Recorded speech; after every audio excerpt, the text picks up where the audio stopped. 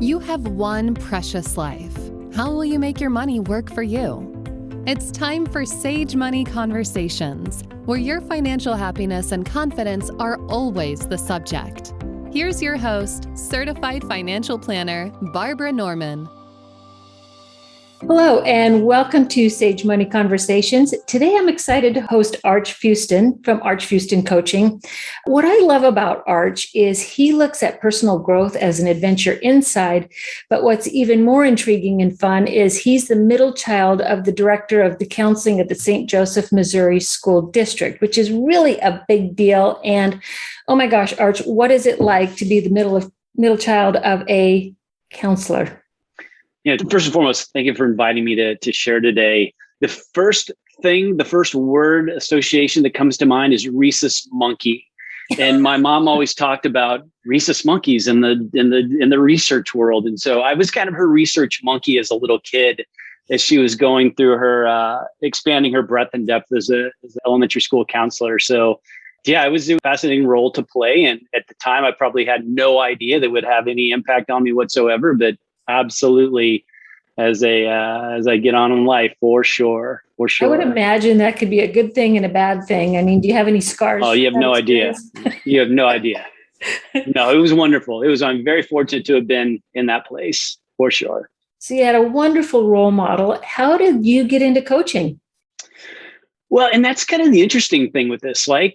Like I had this wonderful role model and this wonderful support network between both my mom and my dad as a kid growing up. Yet, we all still develop our own beliefs and generalizations about ourselves as we navigate through life. And sometimes those generalizations don't necessarily lead you to the best places. And so, I had my own share of challenges that I either faced or didn't, and I chose to, and in doing so, just found the fascination for the human condition and the human brain and the neuroscience behind why we think about ourselves the way we do, and how it's such an opportunity for us, as you said or mentioned before, going on that adventure of the mind and ourselves, and really reevaluating what's quote real and what's not. And I think everything that I experienced as a kid really positioned me to,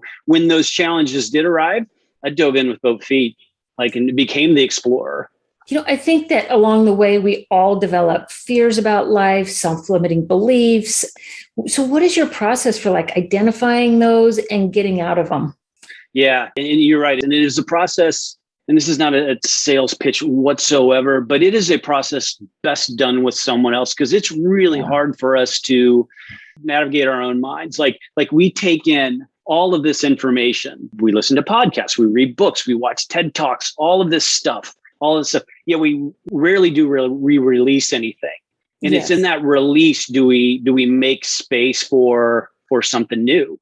Oh, interesting. Talk about a release. What does that look like? Yeah. As we develop across the course of our lives, we start to amass a collection of what I call emotional weight, emotional baggage that we drag along with us. And It either slows us down or completely stops us.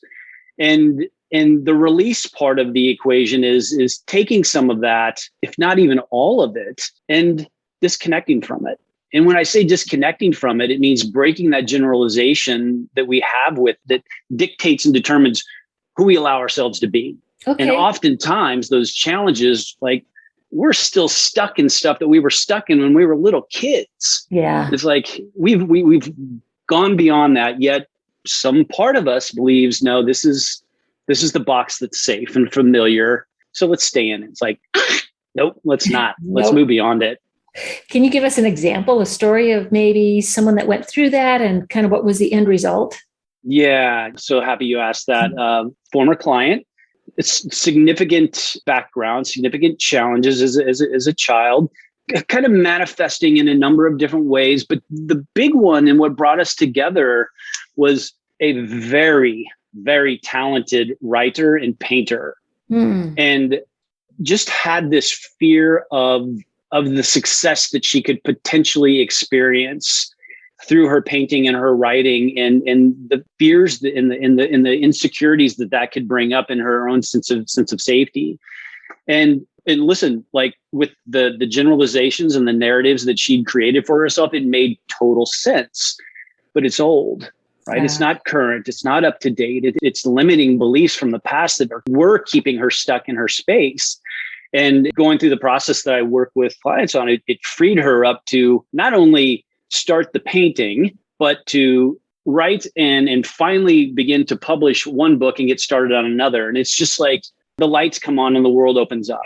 Oh, and wow. It's just a beautiful, beautiful, beautiful thing to see somebody kind of acknowledge their past self and care for it and respect it and understand, its positive intention all along, but then to kind of move on from it. And gosh, that's a story an adventure we can all go on. You know what? Wouldn't we all love that? My uncle used to say to me, he says, we have two eyes, but we still can't see ourselves. We need someone else to reflect that it's back. So true. It's so true. And it's just like, so what is that first step? Yes. And I'm with you, Arch. I've read all the self-help books. I've gone to workshops. It's like, what would be the first step if you were working with someone? What would be the first step to help them even identify and see themselves? Yeah, like even before they would come towards myself or anybody else is just having an awareness to what you're thinking, all of the assumptions that we create about ourselves, about the world. And instead of taking them as fact, just recognize them as reactions to the way that we are perceiving the world around us. Got it. And that first thing, that taking a step back and gaining a little bit of an awareness to how you're automatically thinking about yourself at any given time or the world in any given time is huge. Now, listen, it's an evolutionary necessity to have that reaction because it fulfills the purpose of keeping us alive. But gosh, I mean, to what point do we let that run the show and keep us from actually living? And that's what awareness will allow us to do.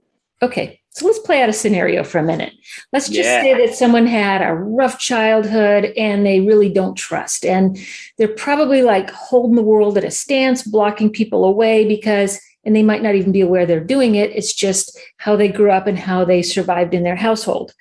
So, and let's just say, for example, this person's a CEO and the walls are up, could be wildly successful. Tell me about how you would explore.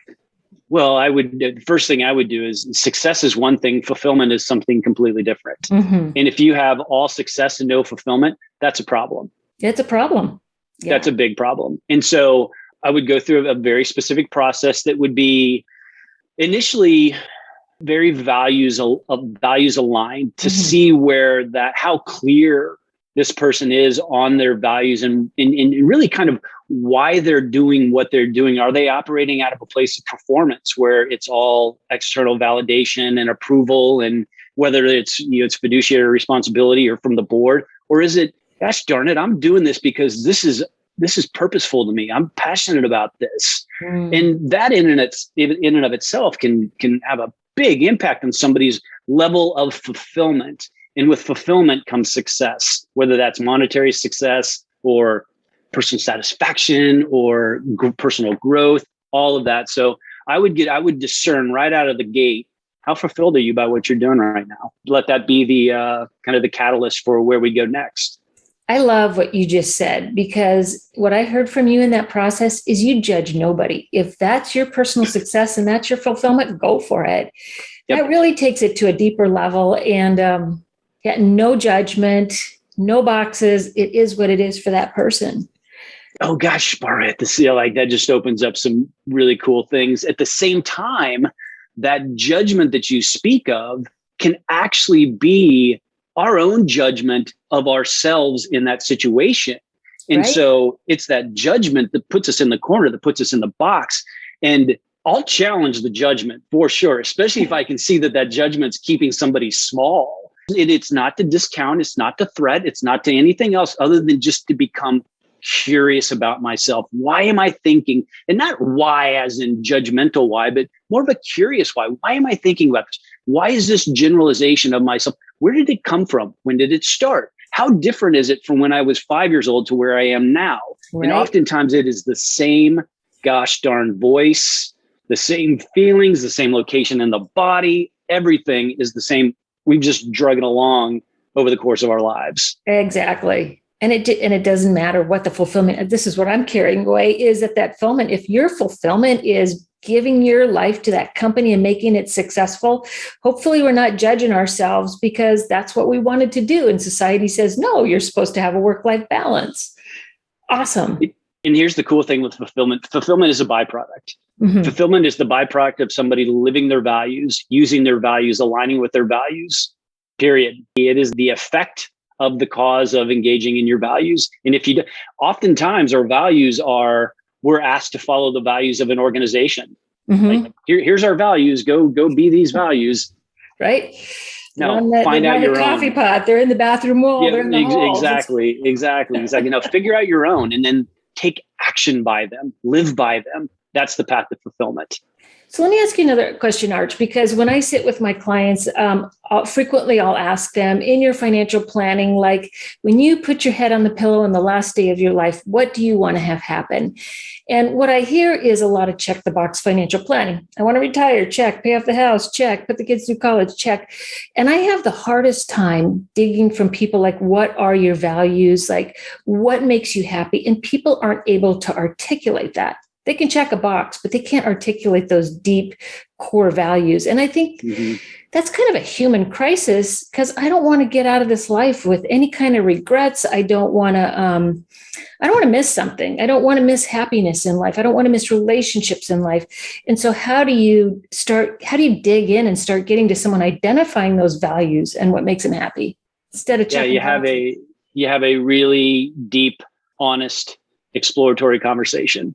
Like you mentioned too, just as you were passionately telling me about what you don't want to have happen, I'm also hearing what you do want to have happen. And that is relationships. Relationships are really important to you. As long as you're building relationships in the work that you do, you're going to be fulfilled. And when you're fulfilled, you're going to put off an energy that is attractive to all of those things out there that we want to bring into all the externals that we want to bring into our life.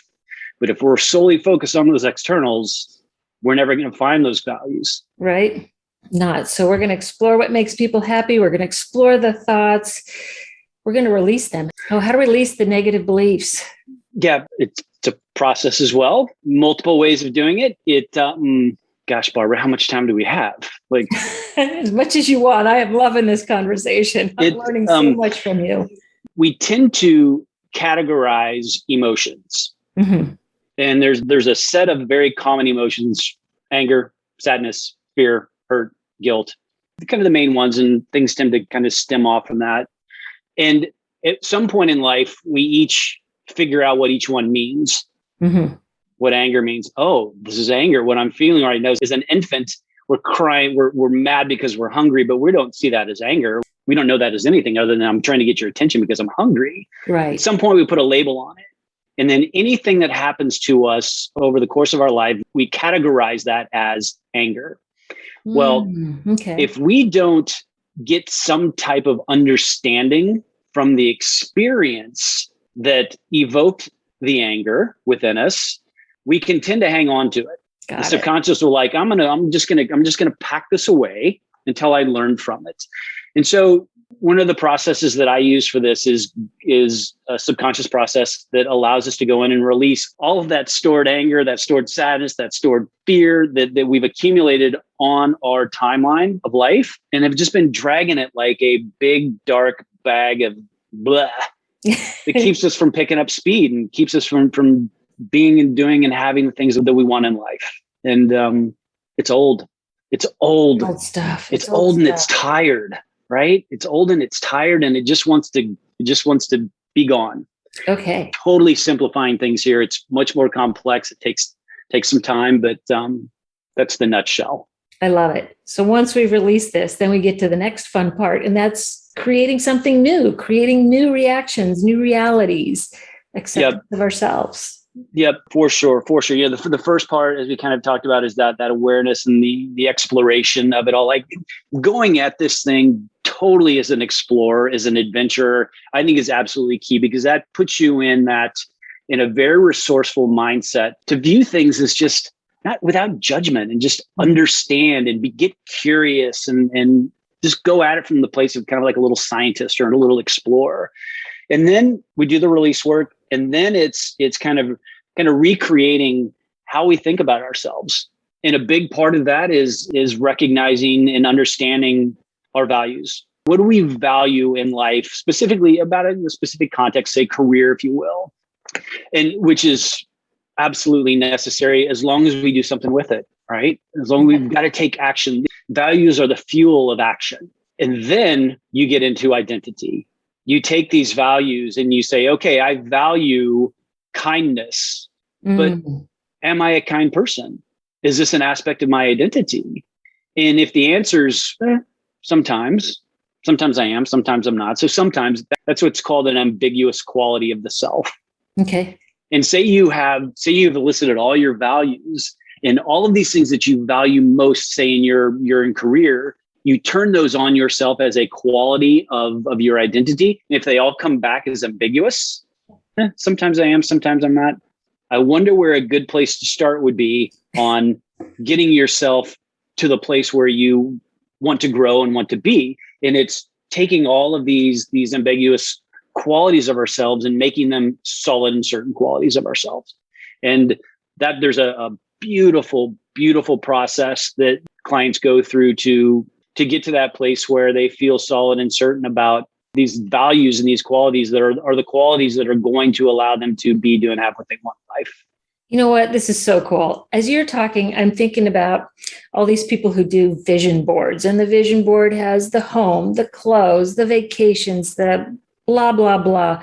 Like externals. You're creating a vision board that is just like so beautiful because it probably is wrapped in kindness and relationships and, these things that, especially in COVID, we have gotten so far away from inner values. And I think we're all just kind of feeling that angst is like, how do we get back to those things that are beautiful in the world, those things that we were born to be? And how do we get out of our own way? And you have just outlined a beautiful roadmap for us. It's so funny you use the word map because that's what it is. Yeah. That's what it is. That brain relies on a very, very, very simple map to move us in a direction. And depending on what's on that map, that's right. where we're going to go. And that map is very, very, very malleable. We can make some changes. We can make it even more accurate. I would imagine too, that working with you, it's kind of like a muscle that we develop over time. And so the old muscle gets to atrophy and the new one gets to start taking over and taking control. But yeah, very true. Really, really nice analogy. Mm-hmm. Yeah, that'd be an analogy. Really nice analogy. It's pattern disruption. Okay. We create these old patterns that have served us well over the course of our lives, and it's giving the brain a better choice, something better, something that's more relevant, that makes more sense, that's more aligned with our values, with our qualities, with who it is that we want to be. Not so much what we want to have, but who do we want to be in this life? And gosh, that seems to be one of the biggest questions and areas of exploration for most people is like, I don't know who I am. Yeah. Especially after COVID, like it's disrupted so much of people's external world that if that's what they were relying on for guidance, it's like you're alone. And we have everything in us that we need to get on and adapt and move forward. We just have to get in touch with it. Exactly. I love that. And when I think about like the financial planning piece of it, if people had more of the core values, I think life would be much happier, but investments could be designed around those core values, whether it's giving to charity or kids or grandkids, or those are external things. But I was talking to someone last week and she was saying that she resented her job. And it turns out when she got deep with it, she resented her job because she had a ton of student loan debt and she just wasn't making it. And she was blaming it on her employer. And when she paid off her student debt and got real with it, it was like, it wasn't the job at all. I love my job now. It was my reaction to my reality. And so when we tie money in with those emotions, it's amazing. It's surprising what comes out on the other side. Oh, for sure. For sure. I love that story because it brings up a really important point. And that is that we are either the effect of our career or the cause of it. Right. And then until this person realized that she was the cause of her discomfort, she was putting it all on something external, the student loans, the employer, whatever it was, until she said, you know what, this is on me to fix. I'm going to handle this. that is a place of empowerment. Isn't it? We shift from threat to thrive in that moment and take the actions to, again, adapt and move forward versus staying in that victim role. Right? Threat to thrive. Okay. So if you had one pearl of wisdom for our audience, tell us how they would get started. What's your one pearl of wisdom that you want to leave us with? Yeah, I borrow this from the kind of some of the foremost authorities in like neuroscience, and that is just being aware of all the things that you're assuming in life, all the assumptions you have about yourself, assumptions, perceptions, whatever word you want to put on it, but just become more aware of all the different places where you're selling yourself short, where you have beliefs and generalizations about yourself that might not necessarily be accurate. They may seem true, they may feel true just because you've been using them over and over and over and over and over again. But at some point, you just want to stop, sit back and go, am I really this? Does it feel right? Is it congruent with me? And if it does, is it just because it's familiar? And gosh, once we start gaining that awareness, start asking those questions, it gives us the opportunity it gives us choice. Because until we do that, we have no choice. We're just in the pattern. We're just replicating day after day, month after month, year after year, until we're at the end of our lives and we haven't done anything different than when we started when we were 3 or 4 or 5 years old. So go on an adventure with yourself. Go on and just start thinking about it. Start asking yourself the question. And it's not scary. It doesn't have to be. It is what it is. It is what you make it. It can be terrifying. It can be spooky. It can be all of these on the Halloween thing, but it's like, it's not. It's an opportunity to expand your perception of yourself and to do different, be different. There are so many gifts out there. We just have to be open to them and embrace them and just love them and be in gratitude every day. Arch, my heart is just like bursting open right now. I am so excited about what I've learned from you. I could talk to you all day long about this stuff. It's great information. Fun. We're going to put your link into your podcast so people can come find you. And if you ever have any workshops or open kind of things that you have to get us started, please let us know about it. A group values elicitation. You got it. Okay. I want our listeners to stay tuned because I'm going to do that with you, Arch. All right. Sounds good. Awesome. Thanks. Thank you, Barbara. Yeah, thank you. Advisory services are offered through Barbara J. Norman, LLC, an investment advisor in the states of California and Texas. The information contained herein should in no way be construed or interpreted as a solicitation to sell, nor an offer to sell advisory services to any residents of any state other than the state of California, or where otherwise legally permitted. All content is for information purposes only. It is not intended to provide any tax or legal advice or provide the basis for any financial decisions.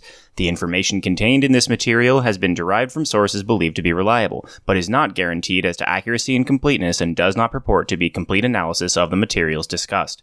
The opinions expressed do not necessarily reflect those of SagePath Solutions and are subject to change without notice.